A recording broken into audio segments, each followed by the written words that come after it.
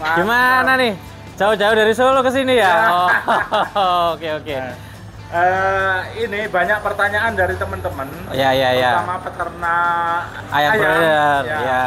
Terutama ayam broiler. Betul. Itu soal sanitasi dan penyakit yang umum ada atau dialami oleh ayam broiler. Bisa dijelaskan? Oh ya.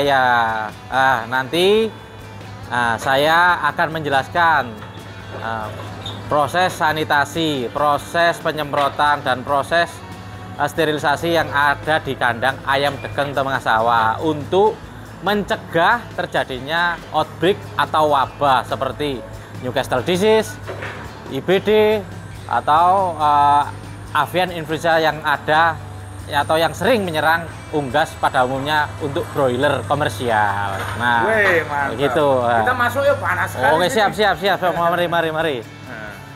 Yang untuk terutama sanitasi.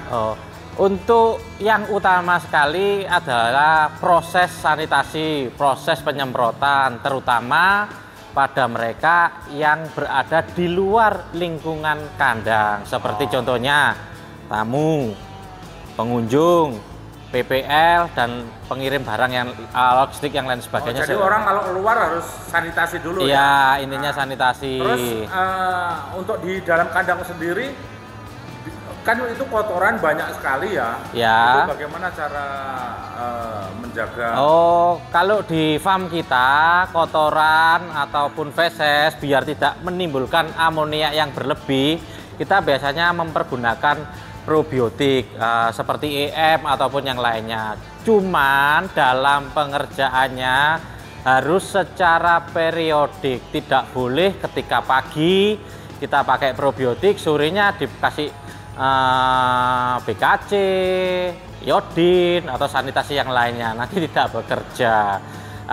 Umpamanya untuk hari pertama kita pakai probiotik, hari kedua kita pakai probiotik, ditunggu sampai hari keempat baru kita boleh pakai BKC untuk mensanitasi atau untuk mensterilkan lingkungan di dalam area kandang.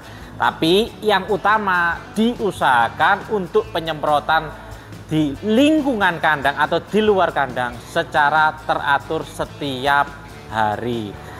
Kalau bisa di rolling, umpamanya minggu pertama kita pakai BKC atau formalin, minggu berikutnya atau 3 hari berikutnya kita pakai iodin ataupun destat, kemudian di rolling lagi dengan mempergunakan formalin atau dan lain sebagainya. Biar tidak bisa berturutan gitu ya?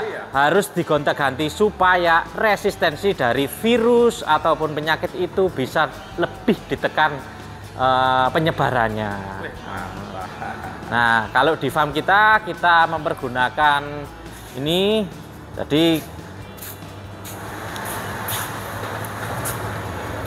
ini rangkaian yang kita pakai, ya kita pakai 3 hari sekali kita pakai iodin, kemudian di rolling diganti dengan destan, kemudian di rolling lagi diganti dengan BKC, kemudian di periode berikutnya kita 3 hari berikutnya kita rolling kembali. Jadi seperti itu. Kita juga memakai dipping bag untuk wilayah kaki ataupun jadi orang masuk atau mobil masuk tuh mesti nyemplung dulu nih. Iya, betul seperti itu. Jadi nanti di depan juga ada fotosensor. Ketika orang lewat di area sensor tersebut, otomatis pompa-pompa ini akan memompa formula sanitasi ke dalam area sanitasi yang ada di depan ini. Jadi insya Allah penyebaran virus, penyebaran penyakit bisa lebih ditekan, terkontrol dan lebih ditekan. Kita pakai JIT lebih stabil dan lebih terukur. Ini sanitasi yang di luar kandang. Ya betul. Bagaimana yang di dalam kandang? Gimana? Mari nanti akan saya jelaskan bagaimana sanitasi yang ada di dalam kandang. Sanitasi kandang nih. Kandangnya nih. Ini yang untuk di daerah atau di area dalam kandang. Biasanya kita memakai untuk probiotiknya kita produksi sendiri, kita buat sendiri. Itu apa bahan-bahannya apa itu? Tetes ternak, tetes ternak atau tetes tebu? Tetes ternak, yang tetes ternak kemudian dicampur dengan apa air. Biar gak gagal paham. Tetes ternak itu yang bagaimana? Ada dijual di beberapa toko pertanian ada itu tetes gitu. ternak itu. Jadi tetes ternak ya, ya, terus dicampur sama air bususan dari nasi itu, air leri itu, kemudian dibiarkan selama 4 hari sampai 5 hari, nanti bisa dipakai untuk probiotik, untuk menekan biar kadar amoniak, bau amoniak bisa lebih rendah seperti itu. Gitu. Nah, ini kita yang apa mesin yang kita pakai untuk sanitasi di setiap harinya.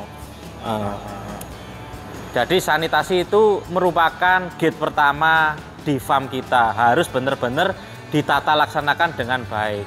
Tolong jangan dicampur antara sanitasi dengan probiotik, biar kinerja dari probiotik itu bisa lebih maksimal, tidak buang-buang investasi. Seperti itu. Jadi lebih rinci lah kita nantinya. Terus masalah kotoran, itu kan termasuk sanitasi juga ya, kotoran ayam. Oh ya, kalau kotoran ayam sesegera mungkin dikeluarkan. Kalau sekam bagaimana? Kalau pakai selat bagaimana? Oh ya, bagaimana? Kalau kotoran sekam, kalau bisa dikeluarkan atau dirawat secara terus-menerus sampai masa budidaya berakhir. Karena apa? Karena saya nggak percaya dengan reusable sekam, reusable kotoran. Saya sangat tidak percaya. Karena apa? Karena saya yakin pasti akan ada outbreak, pasti akan ada wabah melanda peternakan tersebut. Nah, jadi ya lebih baik, ibaratnya orang kalau pakai baju dicuci sama baju yang nggak dicuci kan pasti lebih sehat pakai yang baju yang dicuci, seperti itu. Jadi sekam harus periodik diganti ya? Iya, harus dikeluarkan, diganti, dicuci kandangnya kalau bisa. Harus dicuci kandangnya. Karena apa? Karena untuk menekan wabah, virus, sejenis gumboro punya amplop. Kalau nggak dikapur, susah matinya. Apa mau ayamnya nanti di periode berikutnya menjadi wabah? Seperti itu. Jadinya SOP, tataran-tataran pembersihan sanitasi kandang itu wajib kalau bagi farm kami. Seperti itu. Mantap. Nah, terus kalau selat seperti biasa ya, SOP kita ya. Seperti SOP kita, selatnya diangkat, kotoran dimasukkan karung, kemudian dicuci dengan pakai deterjen, terus nanti dibilas sama air dan finishingnya pakai BKC, iodin ataupun destan. Dan yang penting lagi dikapur. Seperti itu. Kapur apa ini? Ya, kalau ini kapurnya bukan kapur ajaib loh Om ya.